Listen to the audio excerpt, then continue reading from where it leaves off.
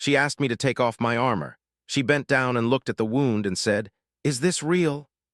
The human ship arrived at the edge of the alien medical station with a quiet hum, nothing like the bright, elegant vessels the galaxy admired.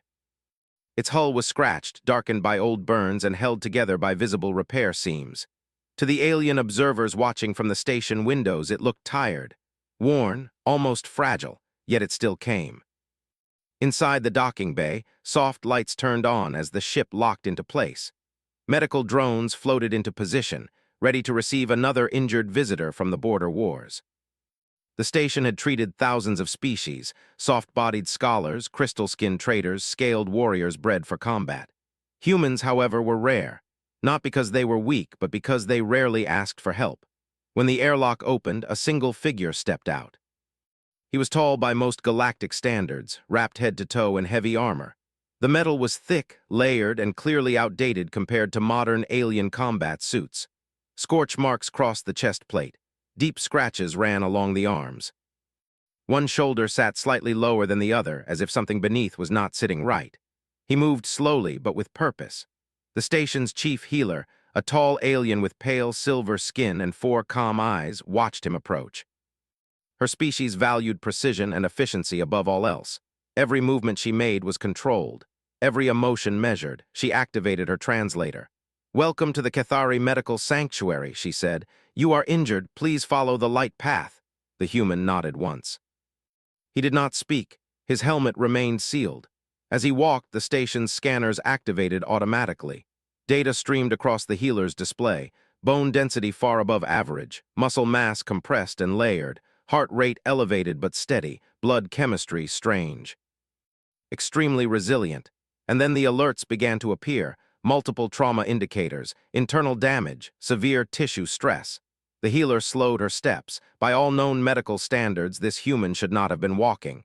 They reached a private treatment chamber. The walls glowed with soft blue light designed to calm nervous patients. The human stood in the center of the room, silent, waiting. He did not lean against anything. He did not sit. The healer gestured gently. "Please remove your armor so we may begin treatment." There was a pause. For several seconds, the human did not move. Then slowly he reached up and unlocked his helmet. With a hiss of air, the seal broke. He lifted it off and held it under one arm. His face was pale. Lines of exhaustion marked his skin. A thin layer of dried blood traced from his hairline down the side of his neck. His eyes, however, were sharp and alert. "I'll take it off," he said calmly, his voice rough. "But I need to stay standing." The healer tilted her head slightly. "You may rest. The chamber will support you." He shook his head. "Standing is fine." She accepted this without argument. Humans were known to be particular. Piece by piece, the armor came off. Each plate hit the floor with a heavy sound that echoed through the room. Underneath, he wore a simple fabric suit, torn in places and darkened with old stains. When the chest plate came away, the healer's eyes narrowed. Her scanners spiked again. Something was very wrong. "Turn slightly," she instructed. He did. The suit on his side was soaked through, the fabric stiff with dried blood. The healer stepped closer, lowering herself so she could see better. With careful fingers, she moved the torn fabric aside. And then she froze. The wound was deep, not fresh but not healed either. The flesh around it was swollen and dark, the edges uneven as if something had torn through muscle and narrowly missed vital organs. According to her knowledge, the injury should have caused organ failure within hours. She looked up at him slowly. "Is this real?" she asked quietly. "Yes," the human answered, no drama, no pride, just truth. Her scanners confirmed it. The wound was real. The pain signals were being actively suppressed by his nervous system, not by technology, but by choice. His body had formed temporary biological workarounds, shifting stress to other areas to keep him moving. "This injury occurred when?" she asked. 3 days ago," he said. The room fell silent. 3 days. The healer stepped back, disbelief flickering across her normally calm expression. "You should have been unconscious or dead." He gave a faint shrug. "There were people behind me." She processed that sentence slowly. Not soldiers, not objectives, people. "You did not receive treatment?" she asked. "Basic field wrap," he replied. "Didn't have time for more." Her eyes returned to the wound. She bent down again, studying it from a different angle. No infection, no internal bleeding visible now, though it must have happened earlier. His body had adapted, held itself together through force of will. This goes against known biological limits, she said. He met her gaze. Limits are flexible. She straightened and activated the room's full medical field. Soft energy washed over him, attempting to analyze, repair, and stabilize. Immediately, the system flagged resistance. The healing field struggled. The human's body did not reject it, but it did not accept it easily either. Your physiology is stubborn, the healer said. He almost smiled. As the treatment continued, the human finally shifted his weight, just slightly. The healer noticed immediately. You are in pain, she said. Yes, he replied. Why do you not rest? Because if I sit down, he said calmly, I might not get back up. The healer felt something unfamiliar tighten in her chest. Concern, perhaps, or respect. She adjusted the treatment approach, reducing force, letting the system work with his body instead of against it. Slowly, the readings stabilized. Outside the chamber, other healers gathered, watching silently through the observation field. Word had already spread. A human with an impossible wound had walked into the sanctuary on his own. Inside, the human finally exhaled, a long breath he had clearly been holding for days. You're safe here, the healer said softly. He nodded. I know. For the first time since he arrived, his shoulders relaxed. And for the first time, the Cathari Medical Sanctuary began to understand that humans were not held together by armor, technology, or even strength. They were held together by something far harder to treat and far harder to break. The healing chamber remained quiet long after the scanners finished their first cycle. Soft light flowed over the human's body, moving in slow waves as the alien systems tried to understand him. The chief healer stood close, her 4 eyes focused on the changing data streams that refused to behave as expected. The wound should have opened again. By all medical logic, the internal pressure, the damaged tissue, and the stress of movement should have caused failure. Instead, the human's body adjusted. Muscles tightened in ways she had never seen. Blood flow rerouted itself, prioritizing function over comfort. He swayed once. The healer reached out instinctively, placing a steadying hand near his arm without touching.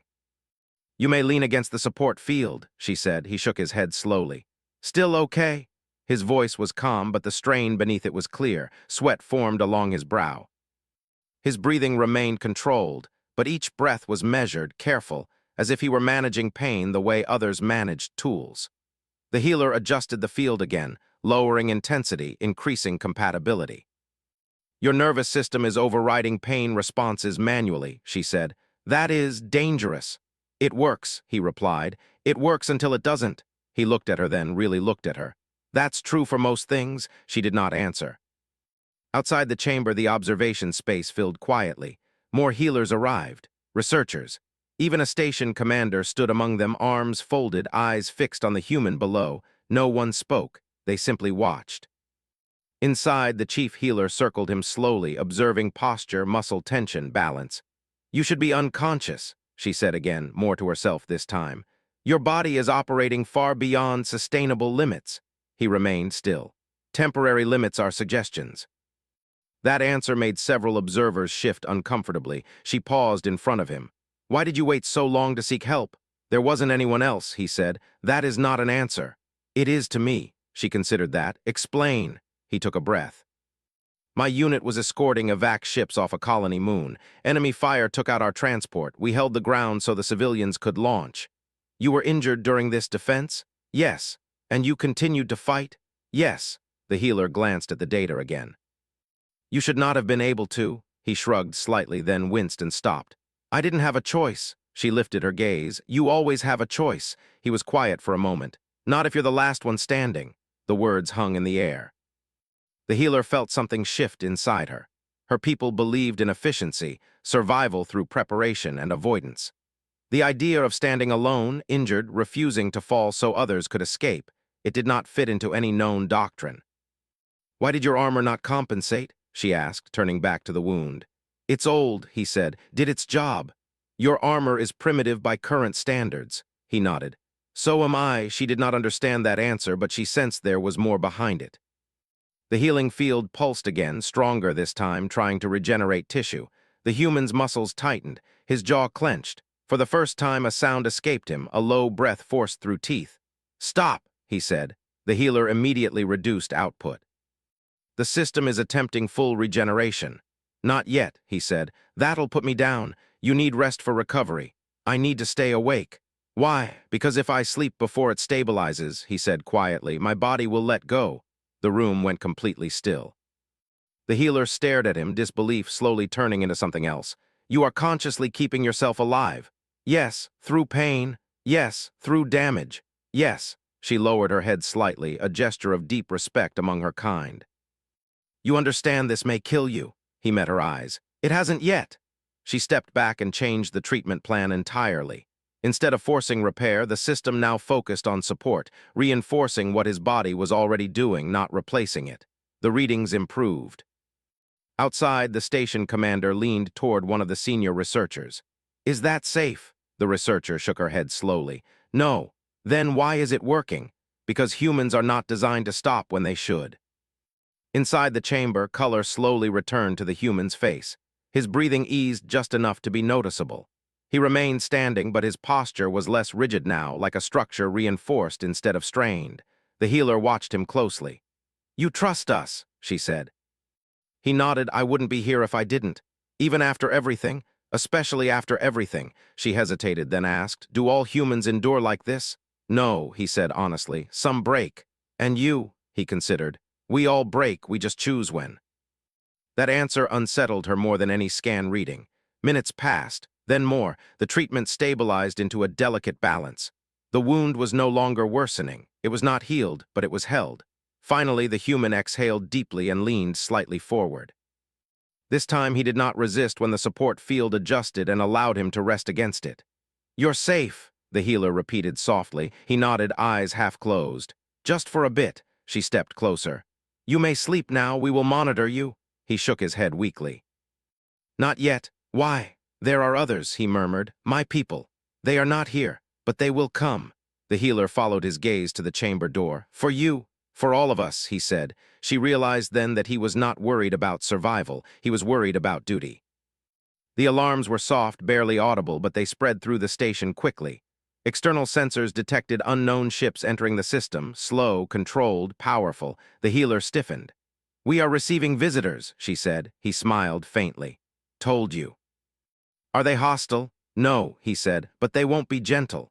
The station commander's voice echoed through the chamber. Chief Healer report. She activated the channel. The human is stable but critical. His physiology is holding through conscious effort.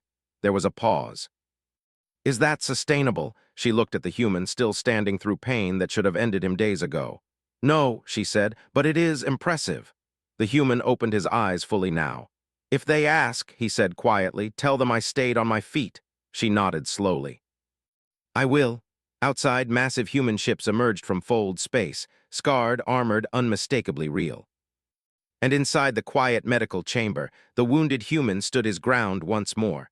Not with weapons or armor, but with will alone. The human ships did not announce themselves with noise or threats. They arrived in silence, massive shapes sliding out of fold space like dark mountains waking from sleep. Their hulls carried scars similar to the armor lying on the floor of the medical chamber. Burns, repairs, marks of survival rather than beauty. Inside the station, calm began to fracture. Alien personnel moved faster now. Consoles lit up. Defensive systems activated automatically, though no one truly believed they would be needed. The Cathari Medical Sanctuary was neutral ground, protected by ancient treaties respected by most of the galaxy. Most, but not all. The chief healer stood beside the human, watching the external feeds projected faintly along the chamber wall. Her attention kept returning to him. His body had stabilized further, but only because he had stopped fighting the support field. Even so, the strain remained clear. His hands trembled slightly. His breathing was shallow, controlled. You should lie down, she said again, gently this time. Soon, he replied. When it's done, what is done? When I know they're here. She followed his gaze again. You trust them that much, he nodded. They don't leave their own behind. The words carried weight, not pride, not arrogance, just certainty. The station commander entered the chamber, flanked by 2 guards. His posture was stiff, careful. Human, he said, your people have arrived without clearance. They don't need it, the human replied calmly. That is not how this works. It is for us. The commander turned to the chief healer. Is he in condition to be moved? No, she answered immediately. Any attempt to relocate him now could destabilize the injury. The commander frowned. Then we have a problem. Before the healer could respond, a new channel opened across the station. The voice that came through was deep, steady, and unmistakably human. "This is the Terran vessel Resolute. We are here to retrieve our wounded." The commander stiffened. "You have violated." "No," the voice interrupted calmly. "We followed your beacon. We respected your borders. We are not here to fight." A pause. "We are here to stand." The human in the chamber closed his eyes for a moment. When he opened them again, there was relief there, not joy, not triumph. "Relief, they found me," he said softly. The chief healer felt something tighten behind her eyes. She had studied hundreds of species. None of them reacted like this, not to rescue, not to safety. This was not about survival. This was about belonging. The commander cleared his throat. "Your presence causes panic among the staff." "Then tell them to breathe," the voice replied. "We are not your enemy." Another pause. "Send a medical liaison," the commander said finally. "No armed personnel." "That's fine," the voice said. "We don't need weapons to make our point." Minutes later, the chamber doors opened again. A human entered, not armored like a soldier, but wearing a simple dark uniform marked with medical insignia. Her hair was tied back. Her eyes were sharp. She took one look at the man standing in the support field and froze. "Oh no," she whispered. He gave a weak smile. "Hey, Doc." She crossed the room quickly, scanning him with a handheld device that immediately began to alarm. "You absolute idiot," she said, voice tight. "You should be dead." "I know." She turned to the chief healer. "How is he still upright?" The healer answered honestly. "He is refusing to let go." The human medic closed her eyes briefly. "That sounds like him." She looked back at the wounded man. "You held again, didn't you?" He nodded. "Long enough," she swallowed. "You don't get to decide that alone." "I didn't," he said quietly. "They needed time." The medic took a slow breath, then turned to the chief healer. "May I work with your systems?" "Yes," the healer said immediately. "We have already adjusted to support his physiology rather than override it." The medic's eyebrows rose slightly. "Good, that means you're listening." Together they worked. Alien technology adapted. Human medical logic filled the gaps.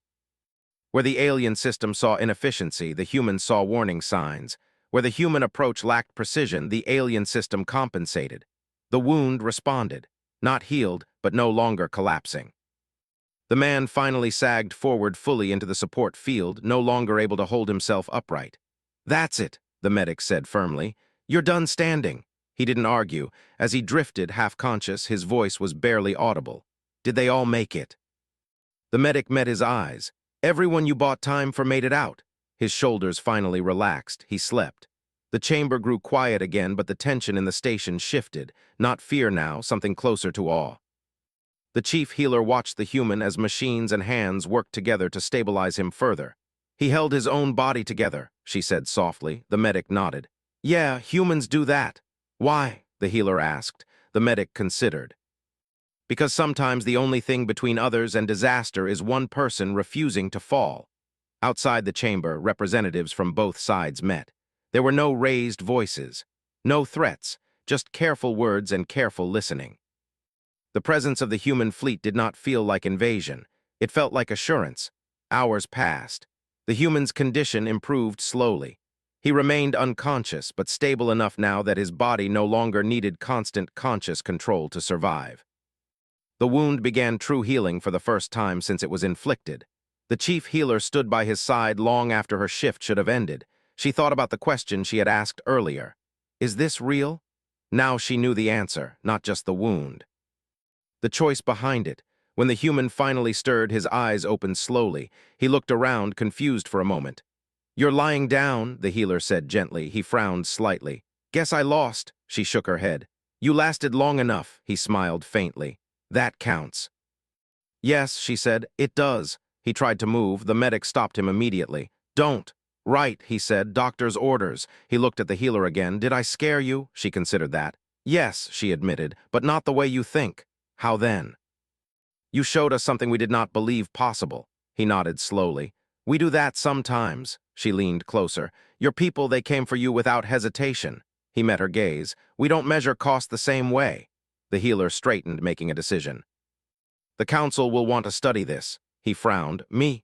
What you represent?" The medic stepped in. "That's not happening." The healer raised a hand. I agree, this is not something to be dissected. She looked at the human on the bed. This is something to be respected.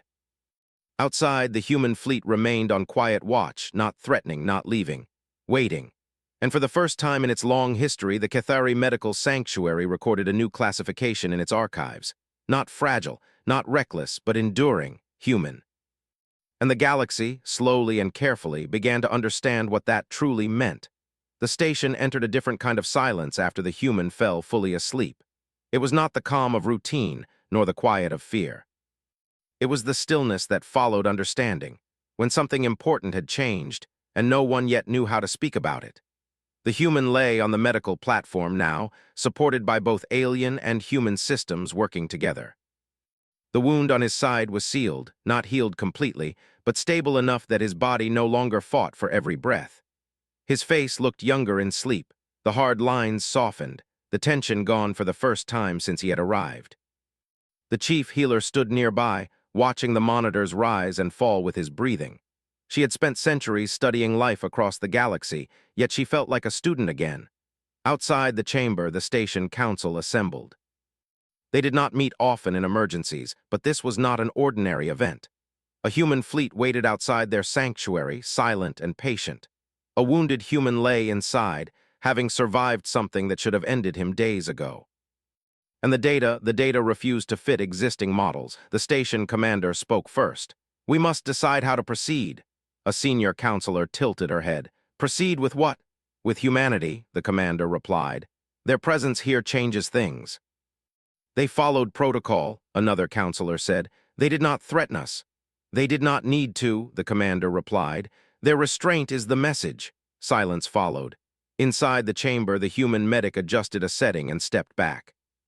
He's in deep rest now, she said quietly. His body is finally letting go. The chief healer nodded. Will he recover fully? Yes, the medic said, but not quickly and not without scars. The healer glanced at the wound. Scars appear to be common among your kind.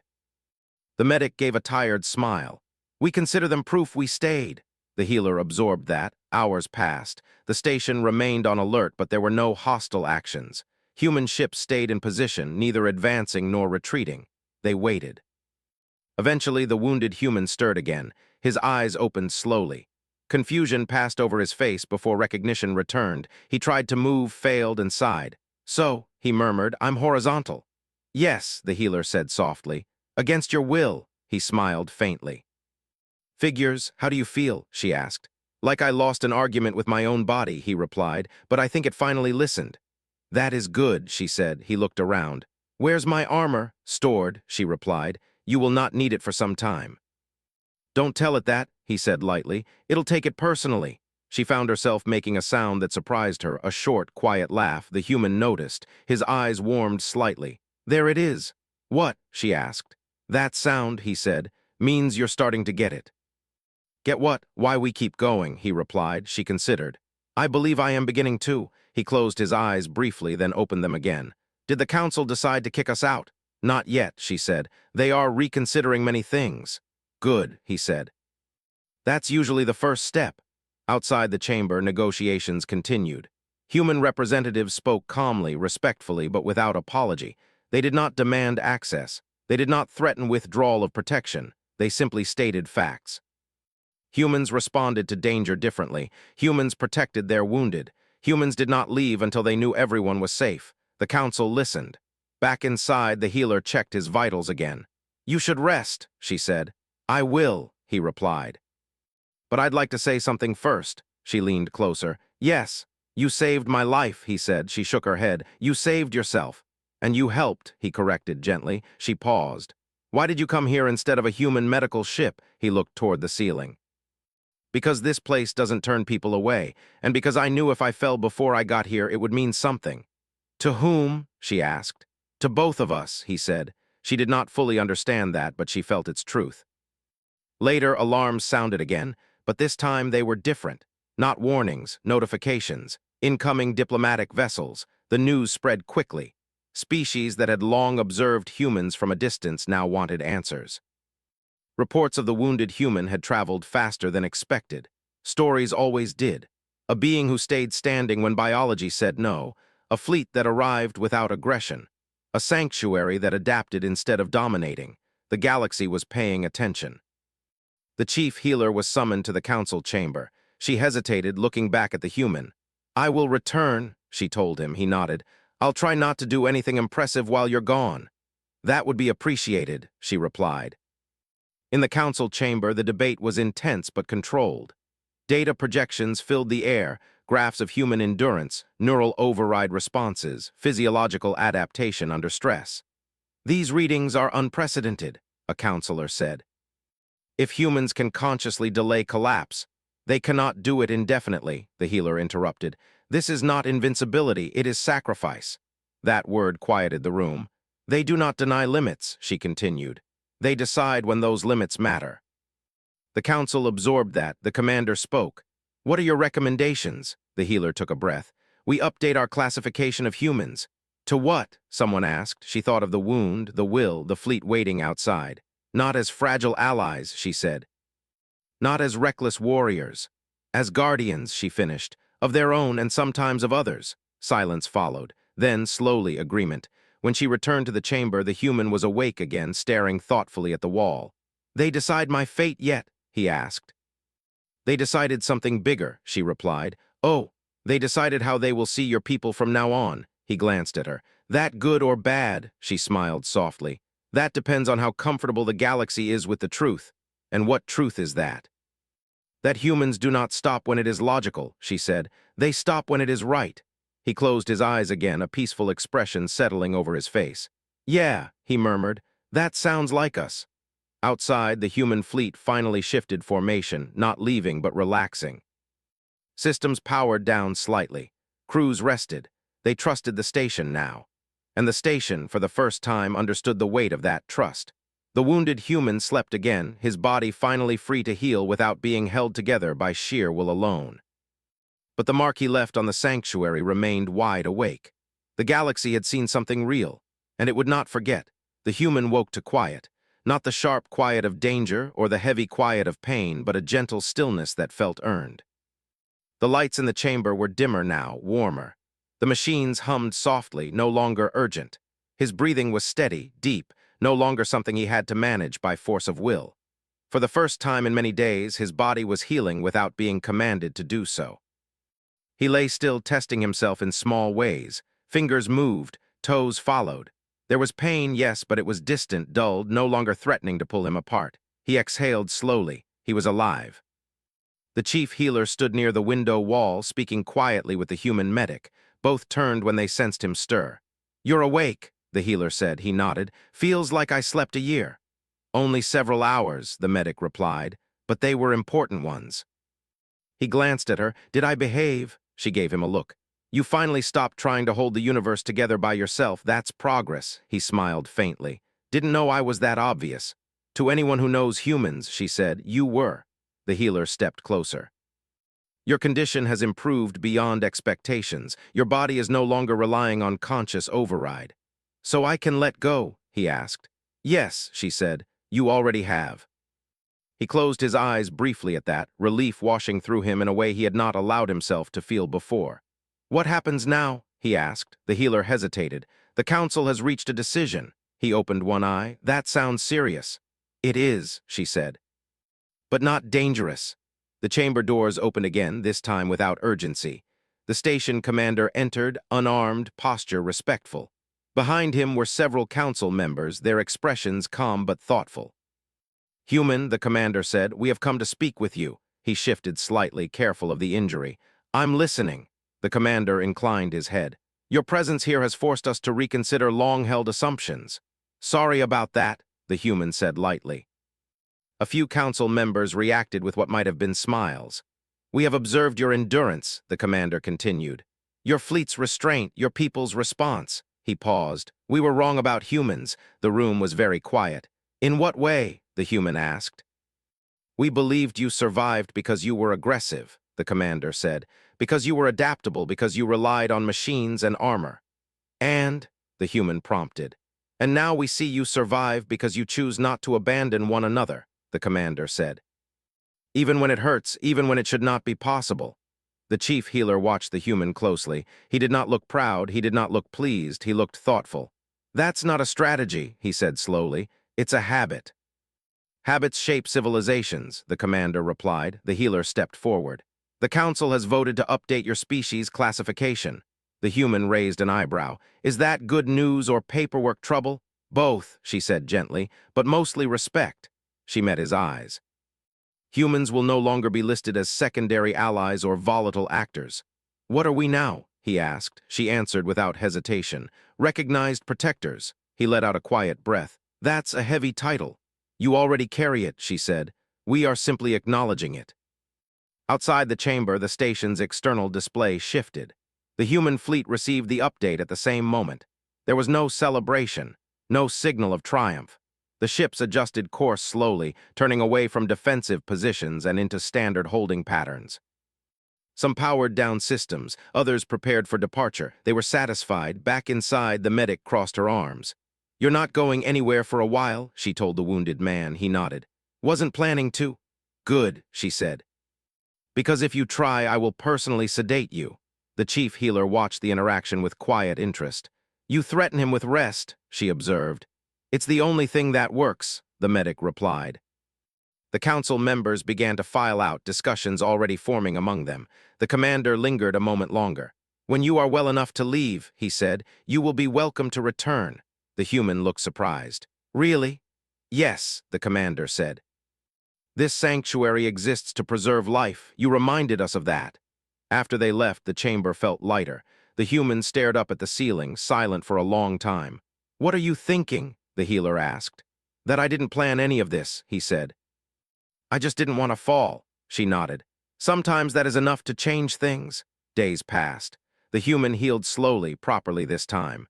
The wound closed in stages, guided by careful cooperation between alien precision and human intuition.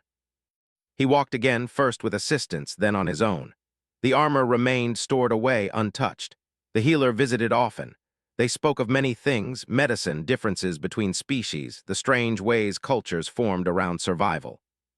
She learned that humans told stories about pain not to glorify it, but to remember why it was endured.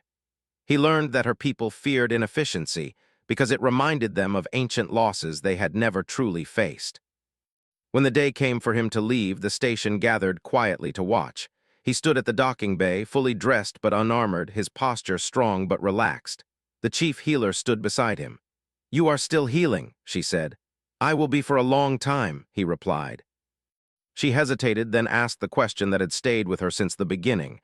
"When I saw your wound and asked if it was real, what did you think?" He considered. "I thought you were asking if the pain was real." "And was it?" she asked. "Yes," he said simply. "But so was the reason I kept going." She nodded, understanding at last. As he boarded his ship, the healer felt something unfamiliar but welcome settle inside her. Not fear, not doubt, trust. The human ship departed without ceremony, slipping back toward the waiting fleet. One by one, the ships turned and vanished into fold space, leaving the sanctuary quiet once more. But it was not the same quiet as before. The records remained, the classification stood, the lesson endured. Somewhere in the vastness of space, a wounded human had chosen not to fall.